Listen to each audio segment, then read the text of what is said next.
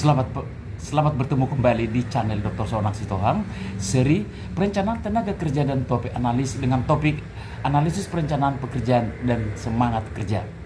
Sebelum kita mulai, jangan lupa tekan tombol subscribe dan lonceng notifikasi agar tidak ketinggalan informasi berikutnya dari channel ini.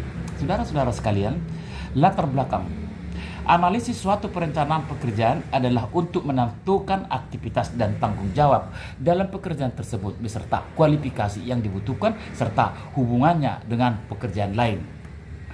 Selain itu, analisis ini juga bermanfaat untuk menganalisis kapan pekerjaan tersebut dibutuhkan.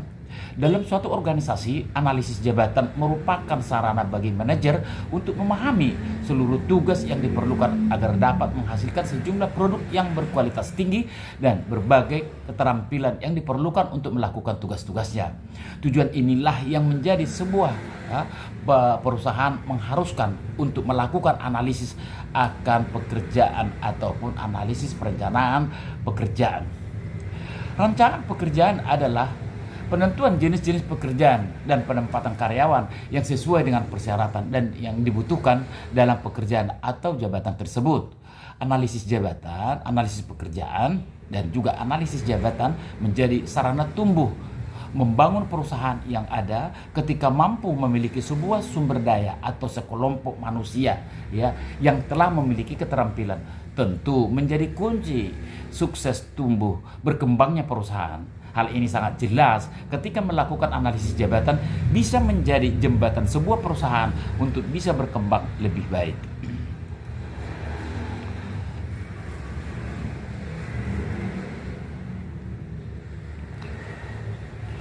Keakuratan dalam melaksanakan analisis perencanaan pekerjaan akan meningkatkan semangat atau moral kerja dengan suasana atau keadaan di mana sikap dan perusahaan dari seseorang atau kelompok orang yang merasa terikat untuk melakukan pekerjaannya dengan cara bekerja sama, berdisiplin, mempunyai kepuasan, jaminan keamanan, dan lain-lain sehingga meningkatkan hasil kerja yang lebih banyak, lebih baik dan lebih cepat dalam rangka mencapai tujuan organisasi secara efektif dan efisien.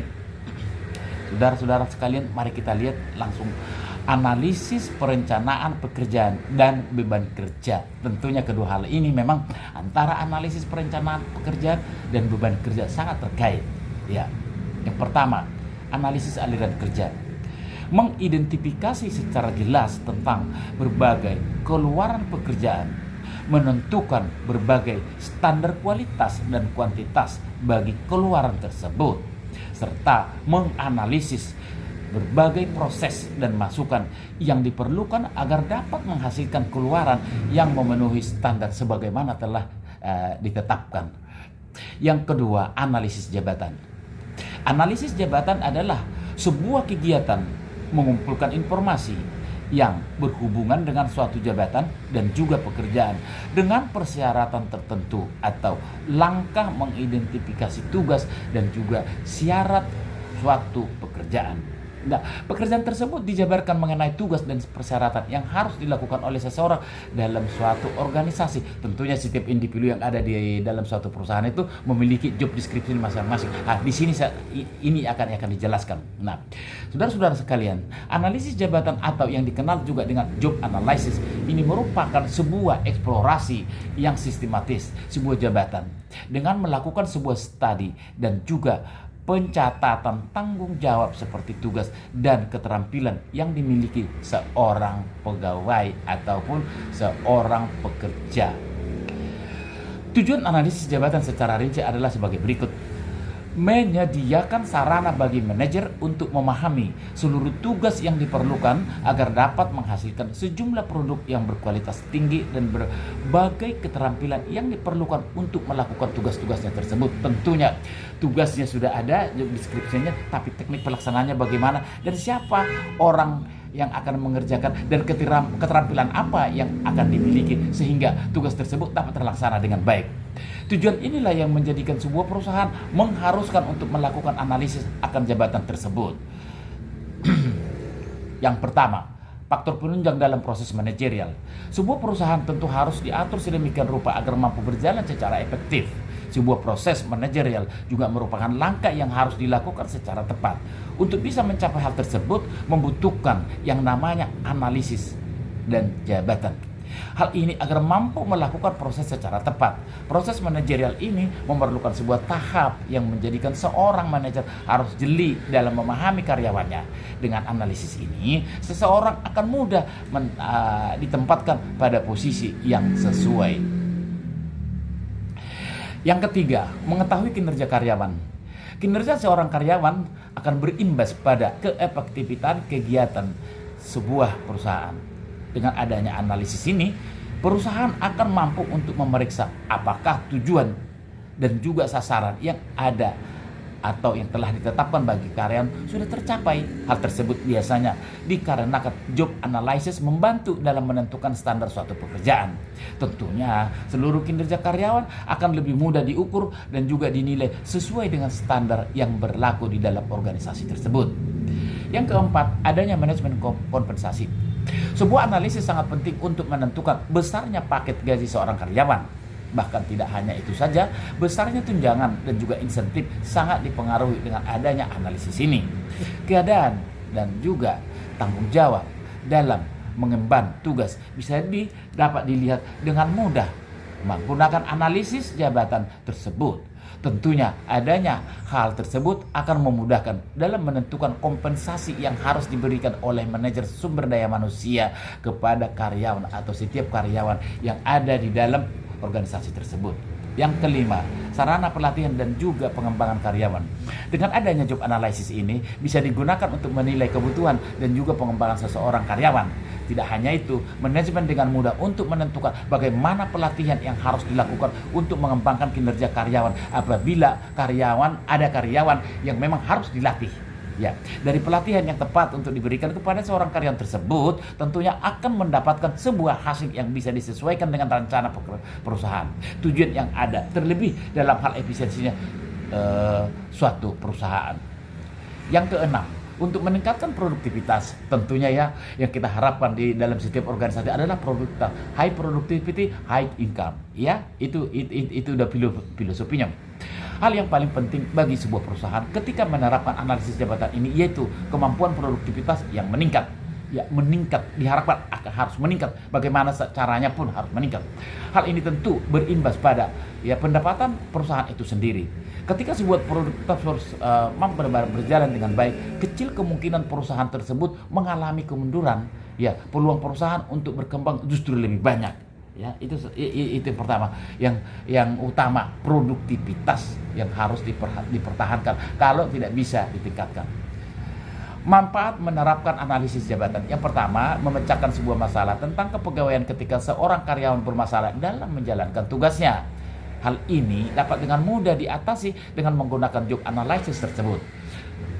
Kemampuan dalam menangkap masalah terhadap kepegawaian menjadi manfaat yang bisa didapatkan dengan ini. Penempatan posisi tenaga kerja. Yang kedua, sebuah analisis yang dilakukan mampu menangkap posisi seperti apa yang tepat untuk seorang karyawan. Adanya kesesuaian antara keterampilan, technical skill, kemampuan, ability akan menjadi langkah yang tepat bagi sebuah perusahaan dalam menempatkan setiap karyawan yang ada di dalam organisasi tersebut sehingga akan memberikan daya guna. Yang ketiga, sebagai sarana promosi jabatan. Sebuah promosi jabatan terkadang perlu untuk meningkatkan keterampilan karyawan. Dengan adanya analisis ini akan mampu memilih seseorang yang tepat untuk melakukan promosi jabatan. Hal ini berimbas pada tanggung jawab yang hendak diberikan kepada masyarakat tersebut. Yang keempat, penambahan sebuah organisasi. Ketika terdapat sebuah kekurangan dalam sebuah organisasi, adanya informasi yang diberikan dari analisis jabatan akan digunakan sebagai sarana pembenahan. Hal ini akan menjadi keuntungan bagi perusahaan karena bisa memberikan sebuah kebijakan baru. Saudara-saudara sekalian, pentingnya analisis jabatan bagi suatu organisasi. Yang pertama, secara rinci, menjamin akan arus kerja. Dalam sebuah arus kerja, ada sebuah keterkaitan antara pekerjaan yang satu dengan yang lainnya. Ketika salah satu dari pekerjaan tersebut belum memahami bagaimana pekerjaan yang seharusnya, tentu kegiatan perusahaan akan terhenti dan tidak efektif. Apa yang disebut dengan akan terjadi idle time. Idle time itu adalah cost, ya, high cost. Yang kedua, terhindar dari tumpang tindih dan juga konflik.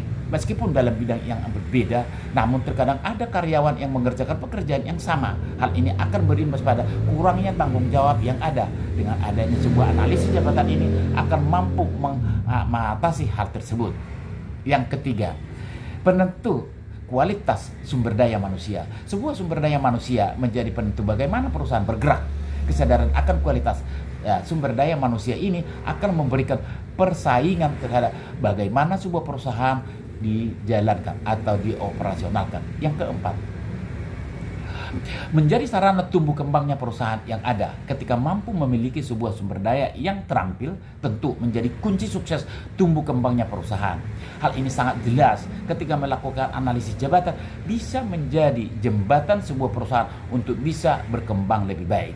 Saudara-saudara sekalian, kita masuk di subtopik bahannya, yaitu perencanaan pekerjaan. Perancangan pekerjaan atau job design adalah proses di mana manajer memutuskan tugas pekerjaan individu dan otoritas atau suatu proses penentuan tugas-tugas yang harus dilaksanakan pemegang jabatan hak-hak untuk mengatur pekerjaan tersebut dan tanggung jawab dari suatu paket pekerjaan. Yang kedua, merancang pekerjaan sebagai jembatan. Pekerjaan dapat diibaratkan sebagai jembatan penghubung antara karyawan dengan perusahaan. Tanpa adanya pekerjaan yang akan dikerjakan, maka tidak akan terjadi hubungan antara karyawan dengan perusahaan. Lowongan-lowongan pekerjaan yang ada dalam suatu perusahaan merupakan penyebab timbulnya kebutuhan organisasi terhadap sumber daya manusia. Saudara-saudara sekalian, sumber daya manusia merupakan tenaga-tenaga kerja yang bekerjakan dari satu perusahaan usaha mencapai tujuan. Bila departemen personalnya hendak membantu perusahaan untuk memperoleh dan memelihara satuan kerja yang diinginkan, maka para spesialis personalia perusahaan harus mampu dan mempunyai pemahaman terhadap rancangan pekerjaan. Rancangan pekerjaan harus mampu menciptakan pelaksanaan pekerjaan secara efektif, efisien, dan harus sesuai dengan tenaga-tenaga kerja yang dimiliki perusahaan tersebut. Apa yang dikatakan Shimamura bahwa rancangan pekerjaan adalah proses penentuan tugas-tugas akan dilaksanakan, metode-metode yang digunakan untuk melaksanakan tugas-tugas ini, dan bagaimana pekerjaan tersebut berkaitan dengan pekerjaan lainnya di dalam suatu organisasi. Nah, rancangan pekerjaan memadukan isi pekerjaan atau tugas, wewenang dan hubungan, balas jasa dan kualifikasi yang dipersyaratkan, keahlian, pengetahuan dan kemampuan untuk siap bekerja dengan cara memenuhi kebutuhan karyawan maupun perusahaan. Pekerjaan yang tidak memuaskan atau perlu terlalu menuntut akan sangat sulit untuk melaksanakan oleh karyawan. Karyawan akan kesulitan untuk melaksanakan tugasnya dengan luas. Itu yang dimaksud. Pekerjaan yang membosankan dapat menyebabkan perputaran karyawan yang tinggi, turnover, employee turnover, akan high employee turnover.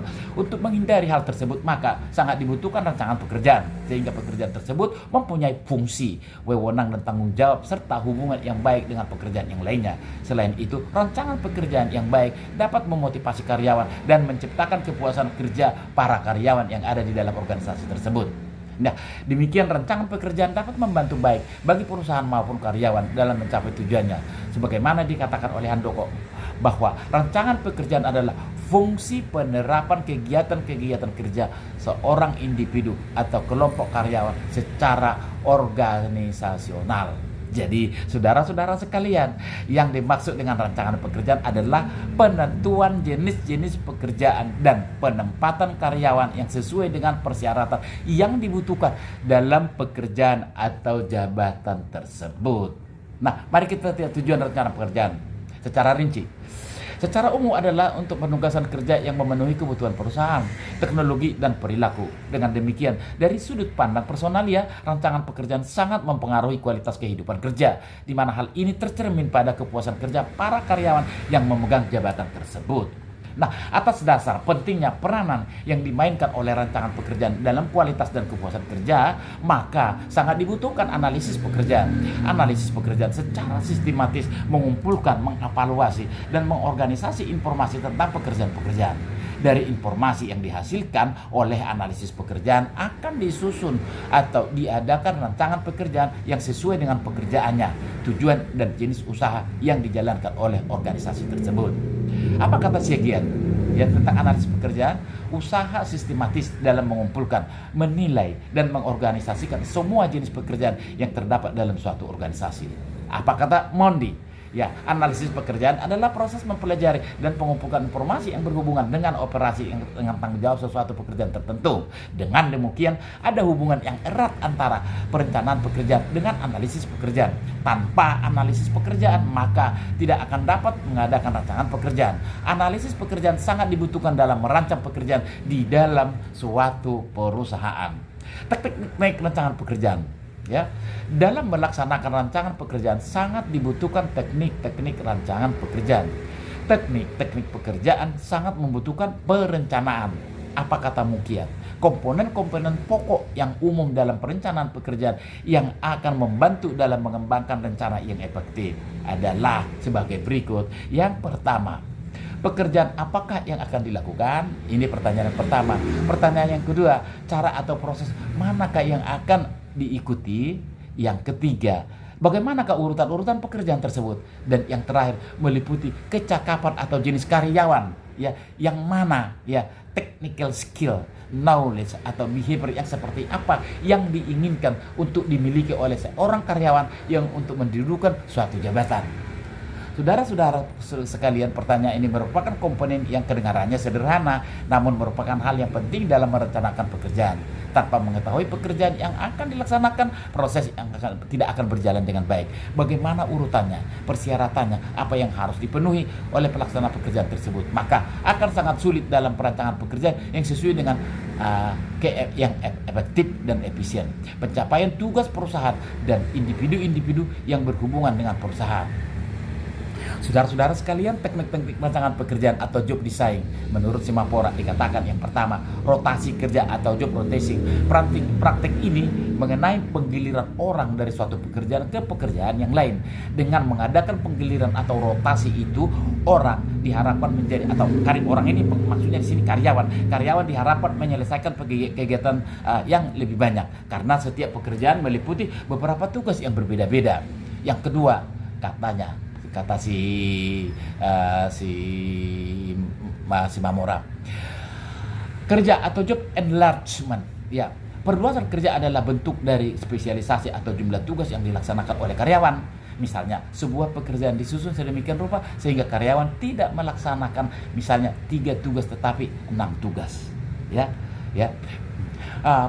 Pemerkayaan pekerjaan atau job enrichment, ya, biasa disebut, ya, udah biasa ini kita temukan di lapangan. Job enrichment adalah suatu proses pengembangan karyawan sedemikian rupa sehingga mereka berpikir dan berperilaku seperti manajer dan memanajemeni atau menata kelola pekerjaan mereka, dan suatu proses mendefinisikan kembali pekerjaan dan peranan dari pemegang jabatan untuk memungkinkan pengembangan pemecahan masalah jika terjadi.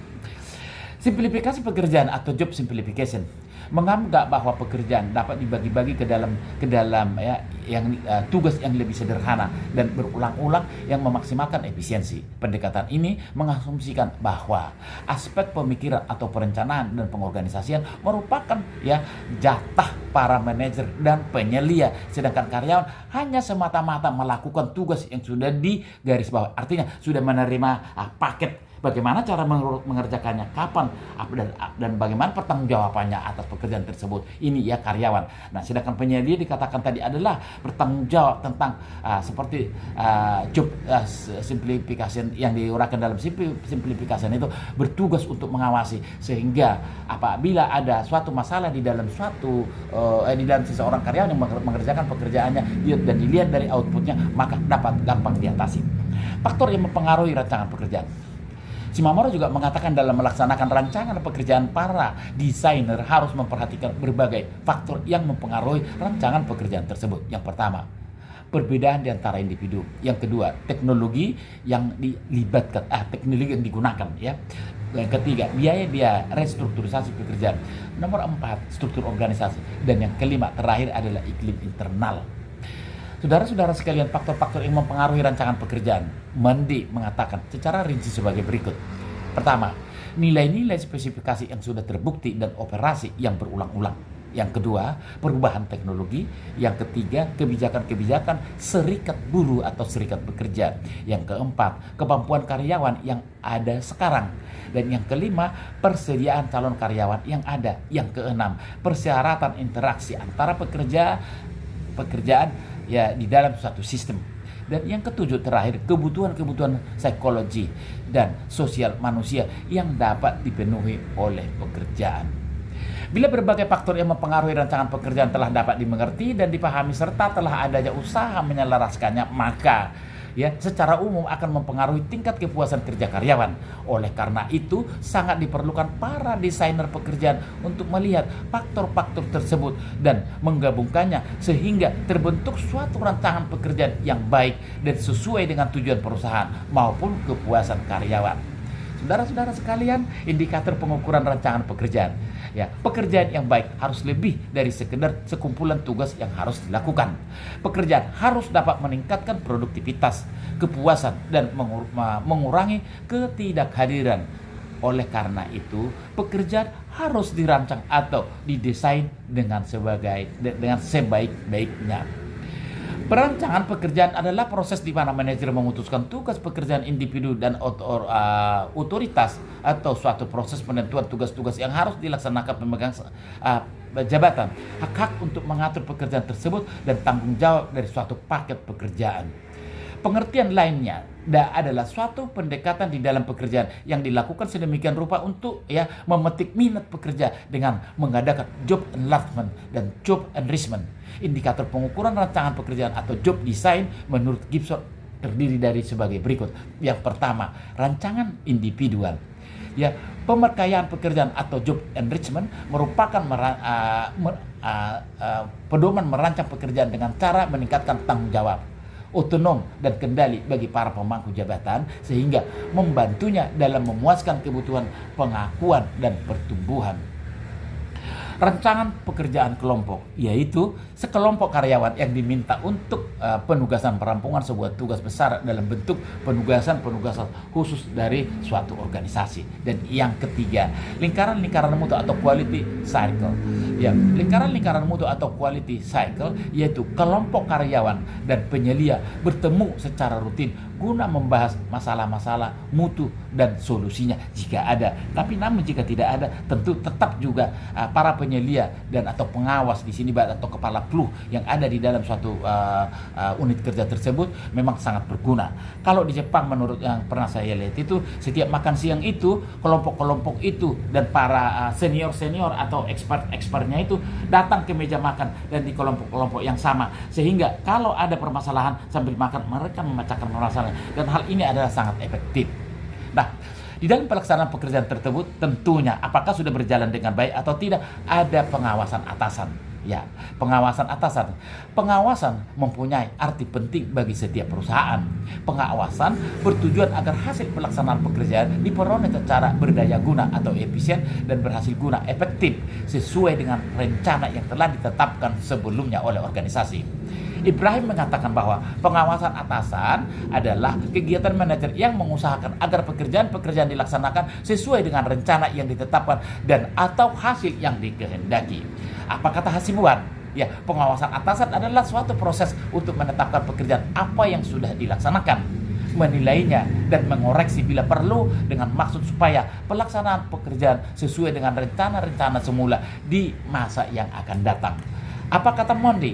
Menjelaskan bahwa pengawasan atasan adalah suatu usaha sistematis untuk menetapkan standar pelaksanaan dengan tujuan-tujuan perencanaan, merancang sistem informasi umpan balik, membandingkan kegiatan nyata dengan standar yang lebih ditetapkan sebelumnya, menentukan dan mengukur penyimpangan-penyimpangan serta mengambil tindakan koreksi yang diperlukan untuk menjamin bahwa semua sumber daya perusahaan dipergunakan dengan cara paling efektif dan efisien dalam pencapaian tujuan-tujuan perusahaan. Nah, kalau hal ini sudah berlaku dengan baik, boleh dipastikan bahwa setiap organisasi atau perusahaan tersebut akan memperoleh apa yang menjadi visi dan misi, dan yaitu yang utama adalah LABA, laba. Nah, kesimpulan saudara-saudara sekalian, bahwa pengawasan atasan merupakan suatu kegiatan yang mengusahakan agar pekerjaan terlaksana sesuai dengan rencana yang ditetapkan serta hasil yang dikehendaki. Nah, prinsip-prinsip pengawasan atasan. Ibrahim mengatakan, agar pengawasan atasan dapat berjalan dengan efisien dan efektif, perlu adanya sistem pengawasan yang efektif. Maka perlu dipenuhi beberapa prinsip pengawasan, yaitu pengawasan harus bersifat fact finding, artinya pengawasan harus menentukan fakta-fakta tentang bagaimana tugas-tugas dijalankan dalam organisasi. Pengawasan harus bersifat preventif, artinya harus dapat mencegah timbulnya penyimpangan-penyimpangan dan penyelewengan-penyelewengan dari rencana semula. Pengawasan diarahkan kepada masa saat ini. Pengawasan hanya sekedar alat untuk meningkatkan efisiensi dan tidak boleh dipandang sebagai tujuan, karena pengawasan hanya sekedar alat administrasi. Pelaksanaan pengawasan harus mempermudah pencapaian tujuan. Pengawasan tidak dimaksudkan untuk terutama memenuhi siapa yang salah jika ada ketidakberesan, akan tetapi untuk menemukan apa yang tidak benar.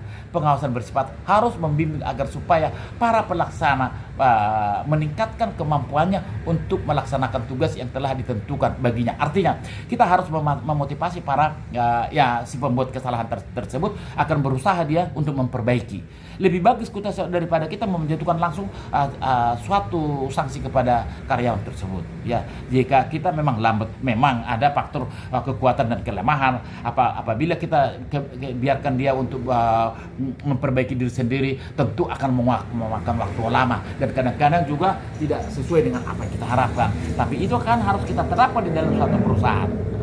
Karakteristik pengawasan atasan, Mondi juga mengatakan bahwa karakteristik pengawasan atasan yang efektif dapat diperinci sebagai berikut. 1, saya jelaskan tadi, mulai dari awal tadi juga sudah saya katakan bahwa akurat. Informasi tentang pelaksanaan kegiatan harus akurat. Data yang tidak akurat dari sistem pengawasan dapat menyebabkan organisasi mengalami ketindakan koreksi yang keliru atau bahkan penciptaan masalah yang sebenarnya tidak ada. Mengawasi masalah atau melihat masalah, nanti malah timbul masalah yang dimaksud di situ. Yang kedua, tepat waktu. Informasi harus dikumpulkan, disampaikan, dievaluasi secepatnya. Bila kegiatan perbaikan harus segera dilakukan. Yang ketiga, harus objektif dan menyeluruh. Informasi harus mudah dipahami dan bersifat objektif secara lengkap.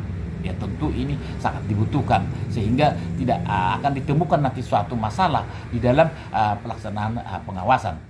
Ya, realistik secara ekonomis. Biaya pelaksanaan sistem pengawasan harus lebih rendah atau paling tidak sama dengan kegunaan yang diperoleh dari sistem tersebut. Masa lebih besar biaya pengawasan daripada sistem, kan itu kan aneh kan? Ya, input harus lebih kecil daripada output, baik dari quantity maupun quality. Kalau hal ini sudah tercapai, maka akan tercapailah apa yang diharapkan. Itu tadi LABA, laba. Nah, kemudian yang keenam, realistik secara organisasi. Sistem pengawasan harus cocok ya atau harmonis dengan kenyataan organisasi. Yang ketujuh, terkoordinasi dengan aliran kerja organisasi. Informasi pengawasan harus terkoordinasi dengan aliran kerja organisasi. Ya, karena 1, setiap tahap proses pekerjaan dapat mempengaruhi sukses atau kegagalan ya keluaran operasi. Yang kedua, informasi pengawasan harus sampai pada seluruh personalnya yang melakukannya. Dan yang kedelapan, fleksibel. Pengawasan harus mempunyai fleksibilitas untuk memberikan tanggapan atau reaksi terhadap ancaman ataupun kesempatan dari lingkungan. Dan yang kesembilan, bersifat sebagai petunjuk dan operasional. Sistem pengawasan efektif harus menunjukkan baik, efektif atau deviasi dari standar. Tindakan koreksi apa yang seharusnya diambil dan diterima para anggota organisasi. Sistem pengawasan harus mampu mengarahkan pelaksanaan kerja para anggota organisasi dengan mendorong persamaan otonomi, tanggung jawab, dan berprestasi. Menurut Ibrahim juga, proses pengawasan atasan terdiri dari beberapa tindakan atau langkah tertentu yang bersifat fundamental bagi semua pengawasan manajerial.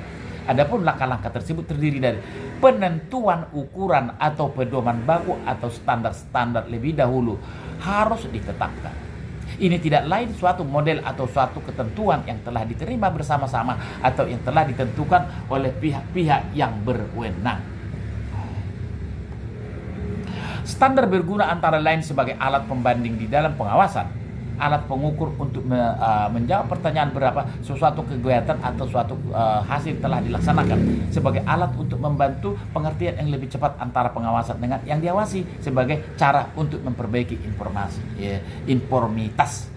Penilaian atau pengukuran terhadap pekerjaan yang sudah atau kenyataannya dikerjakan. Ini dapat dilakukan dengan melalui antara lain laporan atau lisan atau tertulis, buku catatan harian tentang hal itu ya, atau bagan jadwal atau grafik produksi, inspeksi atau pengawasan langsung ya, pertemuan atau konferensi sidang dengan petugas-petugas yang bersangkutan, survei yang dilakukan oleh tenaga staf atau badan tertentu, perbandingan antara pelaksanaan pekerjaan dengan ukuran atau pedoman buku yang telah ditetapkan untuk mengetahui penyimpangan-penyimpangan yang terjadi. Ini dilakukan untuk pembanding dalam mengetahui apakah diantaranya terdapat suatu perbedaan, dan jika ada beberapa besarnya perbedaan itu dan seberapa besar atau apakah cukup signifikan, kemudian untuk menentukan perbedaan itu perlu atau tidak segera diperbaiki. Ya, perbaikan atau pembetulan terhadap penyimpangan-penyimpangan yang terjadi sehingga pekerjaan tadi sesuai dengan apa yang telah direncanakan. Bila hasil analisis menunjukkan adanya tindakan koreksi, tindakan ini harus diambil. Tindakan koreksi dapat diambil dalam berbagai bentuk. Standar mungkin diubah, pelaksanaan perbaiki, atau keduanya melakukan secara bersamaan. Dari pembahasan keempat proses pengawasan di atas, maka yang menjadi indikator pengukuran pengawasan yaitu standar, tingkat pengawasan, tingkat penyimpangan, dan perbaikan kesalahan. Indikator tersebut adalah sebagai berikut. Pengawasan atasan merupakan salah satu pekerjaan yang dilaksanakan dalam kegiatan manajerial untuk menjamin realisasinya semua rencana yang telah ditetapkan sebelumnya, serta pengambilan tindakan-tindakan perbaikan bila diperlukan. Tindakan perbaikan diartikan tindakan yang diambil untuk menyesuaikan hasil pekerjaan dengan standar. Tindakan perbaikan ini membutuhkan waktu dan proses agar terwujud untuk mencapai hasil yang diinginkan. Karena laporan-laporan berkala sangat penting, sebab dalam laporan itu dapat diketahui situasi yang nyata. Apabila terjadi penyimpangan, tindakan perbaikan secara dapat diambil untuk menghindarkan adanya kerugian. Sedangkan menurut Ibrahim, pengawasan atasan dapat diukur dengan inspeksi langsung, observasi tempat atau on the job spot observation. Yang ketiga, laporan tempat atau on the job spot, berarti penyampaian kepuasan di tempat bila diperlukan. 4, laporan tertulis. Dan kelima terakhir adalah laporan tertulis. Ya, semangat kerja. Kan di atas tadi topik kita kan juga termasuk semangat kerja. Semangat kerja sudah kita paham ya, saya kira. Jadi semangat kerja adalah keinginan diri untuk bekerja dengan sungguh-sungguh. Tentunya kan sudah diawasi seperti yang dijelaskan tadi di atas itu kan, sudah dibentuk, sudah job description-nya sudah pas dan sudah melalui semua tahapan-tahapan. Dan para penyelia dan para expert sudah bekerja di lapangan. Tentu kita harapkan meningkatnya semangat kerja. Ya, semangat kerja adalah keinginan diri untuk bekerja dengan sungguh-sungguh untuk mencapai hasil yang diharapkan. Semangat kerja bisa timbul dalam diri sendiri maupun dalam lingkungan sekitar. Dari keduanya, baik itu dari dalam diri sendiri maupun lingkungan sekitar, semangat kerja dari dalam diri sendirilah yang paling berpengaruh terhadap membentuk semangat kerja. Semangat kerja merupakan sikap emosional yang menyenangkan dan mencintai pekerjaannya. Sikap ini dicerminkan oleh moral kerja, kedisiplinan, dan prestasi kerja. Setiap orang harus bekerja untuk memenuhi kebutuhan hidupnya. Dalam melakukan suatu pekerjaan perlu adanya semangat kerja. Semangat kerja merupakan suatu sikap yang sangat penting dan harus dimiliki oleh setiap orang yang bekerja di dalam satu organisasi. Tapi menurut saya juga bukan hanya di organisasi, di rumah juga kita dalam memimpin ataupun sebagai kepala keluarga, kita harus bersemangat untuk mengarahkan perahu layar kita kemana kita dengan penumpang istri dan anak ataupun para pembantu kita. Hasibuan mengatakan semangat kerja adalah keinginan dan kesungguhan seseorang mengerjakan pekerjaannya dengan baik serta berdisiplin untuk mencapai prestasi kerja seoptimal mungkin. Apa kata Kaswan? Moral atau semangat kerja merupakan cerminan sikap atau kondisi mental seorang individu atau sebuah tim. Orang dengan semangat kerja tinggi biasanya positif, optimistik, kooperatif, dan sportif terhadap visi dan misi tim bahkan organisasi. Nah, semangat kerja adalah sejauh mana karyawan bergairah dalam melakukan tugas dan tanggung jawabnya di dalam perusahaan. Dengan kata lain, terdapat ya kecenderungan hubungan langsung antara produktivitas yang tinggi dengan semangat yang tinggi. Indikasi turunnya semangat kerja dapat dilihat dari rendahnya produktivitas, tingkat absensi yang tinggi, tinggi perputaran karyawan, ya, tinggi kerusakan yang terjadi tinggi, ya, kegelisahan di mana-mana, tuntutan yang sering terjadi, dan mungkin yang paling parah adalah pemogokan. Semangat kerja ini akan merangsang seseorang untuk berkarya dan berkreativitas dalam pekerjaannya. Dengan semangat kerja, hasil pekerjaan dioperasikan akan lebih baik. Dengan adanya semangat kerja, bisa mencapai tujuan perusahaan tempat bekerja di mana karyawan itu bekerja. Semangat kerja digunakan untuk menggambarkan suasana keseluruhan yang dirasakan para karyawan di dalam suatu organisasi. Apabila karyawan merasa bergairah, bahagia, optimis, menggambarkan bahwa karyawan tersebut mempunyai semangat kerja yang tinggi. Dan jika karyawan suka membantah, menyakiti hati, ya, kelihatan tidak tenang, maka karyawan tersebut mempunyai semangat kerja yang rendah. Indikasi turunnya semangat kerja dapat dilihat dari rendahnya produktivitas tadi seperti yang dijelaskan di atas, tingkat absensi tinggi. Nah, indikasi ini jika sudah terlihat, maka cepat ambil tindakan. Ya, semangat kerja ini akan merangsang seseorang untuk bekerja dan berkreativitas. Dengan demikian, maka apa yang menjadi tujuan organisasi akan dapat tercipta dengan baik. Pentingnya semangat kerja, ya, seperti memperjelas penjelasan tadi. Dengan semangat kerja, pekerjaan akan lebih cepat diselesaikan. Absensi akan dapat diperbaiki atau diperkecil, ya, total absensi. Ya, kemungkinan perpindahan karyawan dapat diperkecil seminimal mungkin. Oleh karena itu, selayaknya apabila setiap perusahaan selalu berusaha supaya para karyawan mempunyai moral kerja yang tinggi, karena dengan moral kerja yang tinggi diharapkan semangat kerja akan meningkat. Karena itulah semangat kerja adalah perwujudan dari moral kerja.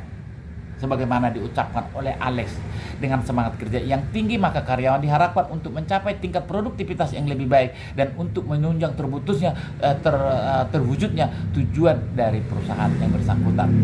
Faktor-faktor yang mempengaruhi semangat kerja. Slavin mengatakan terdapat 4 faktor yang mempengaruhi pekerja, ya, semangat kerja, antara lain sebagai berikut. Yang pertama, hubungan yang harmonis antara atasan dan bawahan, terutama antara pimpinan kerja yang sehari-hari sehubungan dengan berhadapan dengan para karyawannya. Terdapat suatu suasana yang iklim kerja yang bersahabat dengan anggota-anggota lain dari organisasi apabila dengan karyawan yang sehari-hari banyak berhubungan dengan pekerjaan.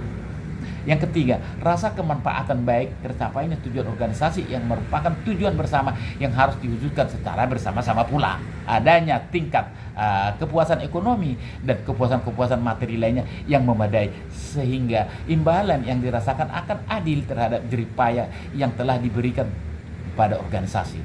Yang terakhir, yang kelima, adanya ketenangan jiwa, jaminan kepastian serta perlindungan terhadap segala yang dapat membahayakan diri pribadi dan karir pekerjaan dalam perusahaan atau organisasi. Nah, tapi apakah pandangan daripada Alex? Ya, pertama, gaji yang cukup, yaitu memberikan upah sesuai dengan upah minimum regional yang sudah ditetapkan oleh pemerintah. Ya. Yang kedua, memperhatikan kebutuhan rohani, yaitu misalnya memberikan dispensasi atau kelonggaran pada hal-hal tertentu.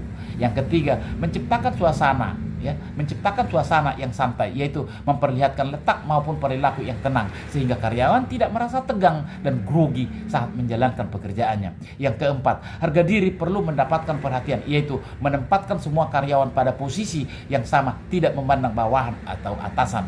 Yang kelima, tempatkan karyawan pada posisi yang tepat, yaitu menempatan sesuai dengan keahliannya, the right man on the right place. Memberikan kepada mereka kesempatan untuk maju, yaitu memberikan peluang-peluang bagi karyawan untuk melakukan sesuatu yang baru, biarkan berkreativitas sepanjang tidak mengganggu aktivitas organisasi. Perasaan aman untuk menghadapi masa depan, yaitu pemberian tunjangan atau jam sostek bagi karyawan yang sakit. Yang berikutnya, usahakan karyawan untuk mempunyai loyalitas, yaitu biasanya dapat kita lihat dari hasil pekerjaannya. Seorang yang loyal itu selalu ya singkatnya yang perusahaan karyawan yang mempunyai loyalitas itu dia akan memiliki rasa self of belonging, memiliki rasa memiliki perusahaan, sehingga apapun yang ada di perusahaan tersebut dia care dan tujuannya selalu memperbaiki yang ada, yang salah pada kondisi yang ada. Usahakan karyawan untuk mempunyai loyalitas, ya, loyalitas.